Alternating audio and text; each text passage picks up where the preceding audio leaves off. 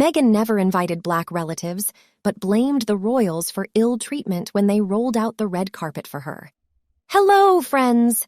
Welcome to breaking royal news about the notorious hypocritical couple, Harry and Meghan Markle, on our Royal Trust channel. Make sure you've read this nauseous post by Meghan Markle. That is another her lie revealed. I was never treated like a black woman until I moved to the UK. Meghan wrote, "What are you?" An inquiry that I frequently get daily throughout the week of my life. I start the linguistic dance that I am all too familiar with by saying, well, I'm an actress, a writer, the CEO of my lifestyle company, The Tig, a decent cook, and a big proponent of handwritten notes, you may say. Yes, that's a mouthful, but in my opinion, it adequately captures who I am. However, as follows. Before making their argument, they nod and grin nicely and may even giggle. Right, but what are you? From where are your parents? Like always, I anticipated it. Instead of continuing the typical two-step by saying Pennsylvania and Ohio, I tell them what they want to hear. My dad is Caucasian and my mom is African American. I'm a mixture of black and white skin. When anything is described as black and white, it is meant to be well-defined. The contrast is less obvious whether you are a black or white person. In actuality, it introduces ambiguity. Being biracial creates a line that is both startling and enlightening in its blurriness. I'll be honest, when Ellie asked me to tell my tale, I was apprehensive. It's simple to discuss my preferred makeup, my favorite scene from a movie, the hassles of a day in the life, and how much green juice I drink before my mandatory Pilates session. While I have dabbled in this area on thetig.com by sharing brief anecdotes about my life as a multiracial woman, today I am choosing to be braver, to delve a little deeper, and to offer a far more comprehensive picture of that with you. My parents met while my mom was a studio temp, and my dad was the lighting director for a soap opera in the late 1970s. I want to assume that he was pulled to her by her beautiful eyes, her afro, and their common interest in old things.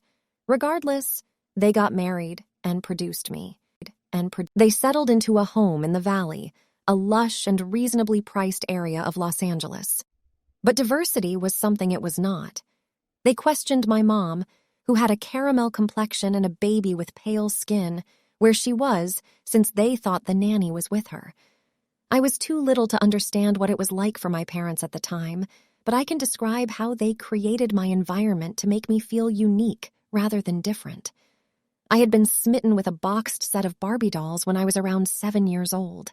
Its name was the Hart family, and it had a mother doll, a father doll, and 2 kids. Only sets of white dolls or black dolls featuring this ideal nuclear family were offered for sale. I don't recall favoring one over the other. All I knew was that I wanted one. I opened the wrapping paper on Christmas morning to discover my Hart family, which consists of a black mom doll, a white dad doll, and a child in each color. My dad had disassembled the sets and altered them to fit my family.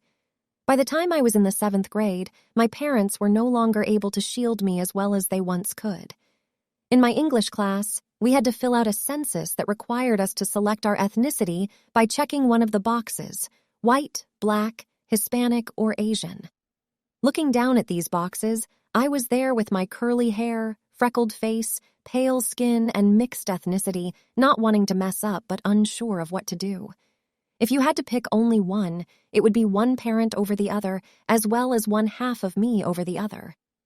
I was instructed to check the Caucasian box by my teacher. She said, "Because that's how you look, Meghan." I put my pen down, not as a show of defiance, but rather as an indication of my uncertainty. I was unable to bring myself to imagine the heartbreaking anguish my mother would have if she learned, so I choose not to click a box. Like how I felt, I left my identity completely unfilled. A question mark, an utter void. I informed my dad about what had happened when I got home that evening. "If it occurs again, you draw your own box," he replied, leaving me with those words that have been in my head ever since. My father seldom showed signs of anger, but at that very moment, I could see the pinkness of his skin turning crimson. The notion of his daughter falling victim to ignorance made the green of his eyes flare, and his forehead was furrowed. My father had no intention of marrying an African-American woman while growing up in a homogeneous neighborhood in Pennsylvania. He wanted me to look beyond the census that was shown to me because he saw beyond what was presented to him in that tiny and maybe small-minded town. He encouraged me to discover my own truth, and I did try. A roommate buddy I met during my first week of college inquired if my parents were still together, which helped me navigate prejudice. She questioned, "You said your mom is black and your dad is white, right?" I grinned weakly while anticipating what she could say next with her lips pursed. "And they've separated?" I blinked. "Oh, that makes sense," you say. I still don't quite get what she meant by saying to this day, but I got the connotation, and I pulled back, suppressing my voice because I was afraid to open this Pandora's box of prejudice. My mom was called the N-word when I was on leave from college at home in Los Angeles. She wasn't vacating a parking place soon enough for another motorist as we were leaving a performance. I gazed at my mother as the heat poured through my skin. I could only utter a murmur of words that were so quiet they were hardly audible. "It's okay, Mommy," as her eyes filled with bitter tears. I was attempting to control the agitated atmosphere that was infiltrating our little silver Volvo. I felt my mom's pain, but I also wanted us to be secure. Just a few years earlier, Los Angeles had been rocked by the racially charged Rodney King and Reginald Denny trials, which had resulted in riots that filled our streets and dumped ash that fell like apocalyptic snow. Her cocoa knuckles turned pale from holding the wheel so firmly as we traveled home in utter quiet. It's either ironic or appropriate that I would choose to become an actress in this environment of not belonging and of hiding my feelings so firmly behind my ethnically generic and not-so-thick skin. Acting is a label-driven industry, which is impossible given that every audition includes a character breakdown. Beautiful, sassy, Latina 20s, African-American, urban, attractive, early 30s, and Caucasian, blonde, modern girl next door. Every role has a name, and every casting is for a particular role. But perhaps this craft is how I discovered my voice, how I discovered I was able to apply for almost any employment because, as the industry put it, I was ethnically ambiguous. My closet was stocked with stylish dresses to make me seem as ethnically diverse as an 80s Benetton billboard, morphing from Latina when I wore red to African American when I wore a mustard yellow. Unfortunately, it didn't matter since I wasn't black enough for the black parts, and I wasn't white enough for the white ones, leaving me as the ethnic chameleon who couldn't land a job in the center. Suits specifically grabbed my heart for this reason. It was the Goldilocks moment in my acting career where everything came together perfectly. The series was initially intended to be a dramedy about a New York legal company with two partners, one of whom makes his way through this glamorous world using a fake degree. Here comes RAClSM, one of the female characters and the ideal female lead, beautiful, self-assured, and knowledgeable about the law. Not the mixed one, but rather the stereotypical blonde-haired, blue-eyed beauty who is the face that launched 1,000 ships and has always been referred to as the dream girl in Hollywood. But neither white nor black nor even someone who was mixed was desired by the show's creators. Simply put, they were looking for Rachel. The Suits makers changed the way popular society views beauty by making that decision. Whether or not viewers are aware of it, the decisions made in these rooms have an impact on how they perceive the world. Some homes may have never hosted a black person or a mixed person as a guest. So many of us are now present in your house and on your television, and RAClSM is associated with Suits in particular. I'm really pleased with that. At the conclusion of Season 2, the show's creators took it a step further and hired the talented Wendell Pierce as a dark-skinned African-American man to represent Rachel's father. I recall the tweets that were sent out in response to the Zane family's first episode, which ranged from, "Why would they make her dad black? She's not black to you, she's black. I once thought she was attractive." It was blocked and reported for the latter. Although the response was surprising, it illustrates the racial undertone that is so pervasive, particularly in America. Following the racial riots in Ferguson and Baltimore, the long-brewing tensions in the U.S. have burst into the most heartbreaking display. And as a biracial woman, I watch in horror as both sides of the society I identify with fall prey to media spin that reinforces prejudices and serves as a reminder that the United States may have just applied bandages to issues that have never been fixed from the root. On the other hand, I have recovered completely. I have learned to appreciate the fact that my mixed background may have left me with a self-identification that is ambiguous and keeps me on the fence. To identify me, to describe my origins, and to express my satisfaction in being a strong, self-assured lady of mixed ethnicity. I just respond, "Sorry, world, this is not lost, and I am not one of the others," if I am asked to select my ethnicity on a questionnaire, as I was in my 7th grade class or these days, to tick other. I am sufficient just the way I am. In many respects, it affected my sense of self-identity in the same way that mixing black and white results in the color gray. It left a hazy region surrounding who I was and how people interacted with me. I looked grayish. And who wants to be this middle-of-the-road color that lacks depth and is indifferent? Definitely not me. You must decide whether to find your autonomous identity or to continue spending your life feeling lost in this pit of self-confusion. You advocate for colorblind casting and impose your own limitations. You identify yourself as who you are while making introductions, not as the color your parents are. You establish relationships with people who don't introduce themselves by using ethnic pronouns like "that black man Tom," but rather by saying, "You know, Tom, who dates fill-in-the-blank girl and works at blah blah." As my predecessors did when they gained their independence, you forge the identity you choose for yourself. Because freed slaves had to pick a name in 1865, the startlingly recent year that slavery was abolished in the United States. A surname, specifically. The decision that my great-great-great-grandfather took to start again may be the thing that comes the closest to tying me to my always-evolving family tree. My desire to understand my origins and the characteristic that binds me to my ancestry. He went with the surname Wisdom. He drew the box himself. Let's look at some background to this being treated as a black woman in the UK. Most of us did not, looking at her, realize she was mixed race. Maybe a bit Spanishy, European, even Welsh when she was at her palest before the bronzer addiction. Mixed race is common here. We are unusual in that assimilation has happened by romance and marriage, an interesting point brought forward recently by a respected UK black commentator. In the English and Welsh portion of the UK 2021 census, Scotland and Ireland have separate censuses, and not taking into account recent waves of illegal economic migrants, the portion of the Black British, Black, African, or Caribbean population British population =sign 4% of the overall population.